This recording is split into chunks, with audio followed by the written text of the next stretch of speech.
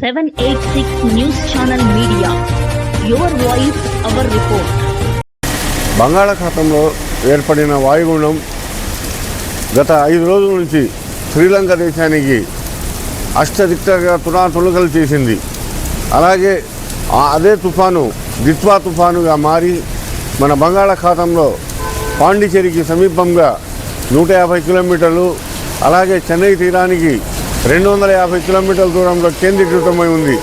ఇది మరింత బలపడి వాయుగుండంగా మారి ఈరోజు దిత్వా తుఫానుగా మారి మన నెల్లూరుకు సమీపిస్తూ దాదాపు 4 రోజుల నుంచి నెల్లూరు పట్టణంలో భారీ వర్షాలతో కూడిన ఉరుములతో కూడిన మరియు ఈదురుగాలతో కూడినటువంటి భారీ వర్షాలు పడుతున్నాయి.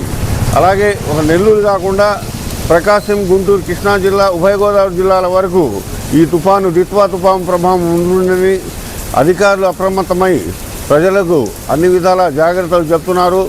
అలాగే మన రాష్ట్ర ముఖ్యమంత్రి వర్యులు గౌరవనీయులు నారా చంద్రబాబు నాయుడు గారు ఎప్పటికప్పుడు దిత్వా తుఫాను పరిస్థితి గురించి జిల్లా కలెక్టర్లకు ఆదేశాలు ఇచ్చారు. అన్ని విధాల ప్రజలకు ఎటువంటి ఆస్తి ప్రాణ నష్టం కలగకుండా చేయాలని అధికారులకు అప్రమత్తం చేశారు. అలాగే జిల్లా యంత్రాంగం కూడా మన కృష్ణపట్నం పరిసరాల్లో మత్స్యకారులకు చేపల వేటకు సముద్రంలోకి వెళ్ళరాదని హెచ్చరికలు జారీ చేశారు. ముఖ్యంగా పాండిచేరి సమీపంలో 150 కిలోమీటర్ల దూరం అంటే మన దక్షిణ కోస్తా ఆంధ్రాకు దగ్గర అన్నమాట. కాబట్టి ఎవరు కూడా ప్రజలు సింహపురి పట్టణ ప్రజలు ఎటువంటి చెన్నై కానీ పాండిచేరి ప్రాంతాల్లో ప్రయాణాలు చేయవద్దని, జాగ్రత్తగా ఇళ్లలో ఉండాలని ఈ సందర్భంగా మేము 786 న్యూస్ ఛానల్ ద్వారా పట్టణ ప్రజలకి, జిల్లా ప్రజలకి కోరుకుంటున్నాము.